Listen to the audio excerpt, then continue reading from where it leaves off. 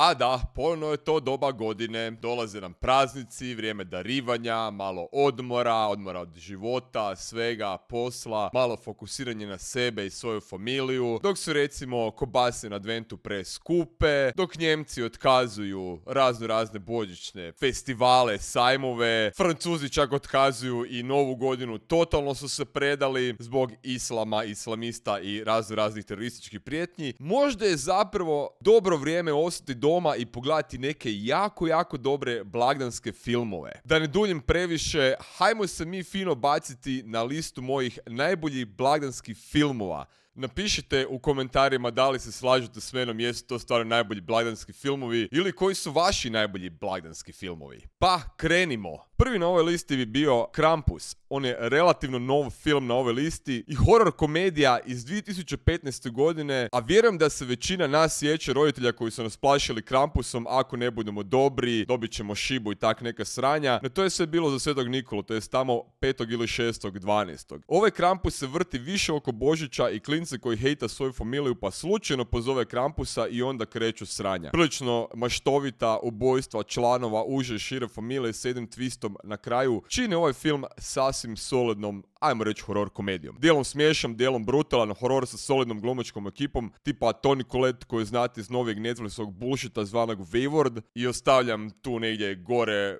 link gdje sam totalno posrao tu glupu seriju. Adam Scott, kojeg vjerojatno najviše znate iz serije Parks and Recreation ili novije serije Severance. Sve u svemu, Krampus je odlična horror komedija ako želite nekakvu dobru zabavu, pa čak da vam se i drek malo stisne vriti. O da, kakva je ovo nostalgija. Nekada davno su ljudi ovaj film smatrali savršenim božićnim filmom i solidnom komedijom, no Gremlini iz 1984. su puno više od toga. Ja se sjećam vremena kada je HRT religiozno vrtio jedinicu dvojku na svojem programu u ovo doba, na sva sreća pa ne gledam TV već godinama i tu glupu propagandu. Gremlini su zamišljeni kao niskobudžetni film u stilu E.T.-a jer ipak je ovdje kumovao Steven Spielberg kao glavni producent, no vrlo brzo su postali financijski uspjeh i kultan film za staro i mlado. Naravno, teško je zaboraviti Gizma i njegove ekspresije, no ipak je Stripe glavni negativac u Gremlinima totalni frajer. Legendarne scene Gremlina iz kina, rađanje Gremlina ili kad bakica proleti kroz prozor su obilježile cijelu jednu generaciju, ako ne i dvije. Odličan film i zabava za cijelu obitelj. Već je postao klišej, no godinama je Umri muški potajno smatran kao najbolji božićni film. I moram priznati da se sam slažem jer ništa ne govori Božić kao yippee-ki-yay motherfucker.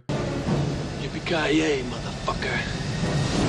Bruce Willis je ovdje u ulozi svojeg života i zapne u tornju Nakatomi, te se mora boriti protiv terorista uz odlične one-linere i solidan humor. Važno je napomenuti da je ovo drugi legendaran film redatelja Johna McTiermana, dok je prvi bio Predator na kojeg sam se već osvrnuo, a uloga Johna McClane'a je lansirala Brucea Willisa u krug akcijskih zvijezda poput Arnie Schwarzija i Sly Stallonea te ga učinila vječnim. Također treba reći da je ovo prva velika filmska uloga Alana Rickmana, to je profesora Snape'a, kao terorističkog masterminda Grubera. Jedan jedini i neponovljivi, no nažalost nas je prerano napustio. Kaj vi mislite? Jer Umri muški fakat božićni film. Nakon mega uspješnice Batmana iz 1989. i revitalizacije superheroja na malim i velikim ekranima, Tim Burton je praktički započeo eru koja i dan danas traje. Eru superheroja. 1992. Batman i Tim Burton su se vratili ponovno na platno i oduševili nas za sva vremena. Batman, Pingvin, Catwoman, Max Schreck, gotička scenografija, nevjerojatna priča čovjeku Pingvinu koji se žele vratiti u društvo putem terorizma, jednom depresivnom superheroju koji stoji na putu tog paklenog plana uz pomoć žene mačke koja mijenja strane brže nego gaće. Tim Burton se nažalost više nikada nije vratio Batmanu zbog 1.000.001 razloga, čak je tu bio planirani Superman sa Nicolasom Cageom, no Batman Returns oliti Batman povratak zauvijek ostaje zapisan u povijesti kao jedan od najboljih blagdanskih filmova, a ne jedan od najboljih filmova općenito. Film koji se vrtio godinama na lokalnim televizijama za novu godinu, ako se neko sjeća. Još jednom Bruce Willis mora spasiti svijet kao i mnogo prije godina Umri muški, samo sada ima Ben Afflecka da mu malo pomogne, a i Liv Tyler. Neprijatelj je naravno ogroman asteroid koji prijeti zemlji i cijelom čovječanstvu, a Harry, to jest Bruce Willis, je jedini bauštelac na naftnim poljima koji može zrokati taj asteroid bušelicom. Armageddon je u suštini drama i jedan od ranijih filmova Michaela Baya prije nego se zasro sa Transformers franšizom. Možda nije najbolji film ikada, ali dovoljno napet i dramatičan da nas uvedu novu godinu jer znamo kako je Bruce Willis žrtvovao sebe da bi spasio nas. Možda je Bruce Willis zapravo Isus.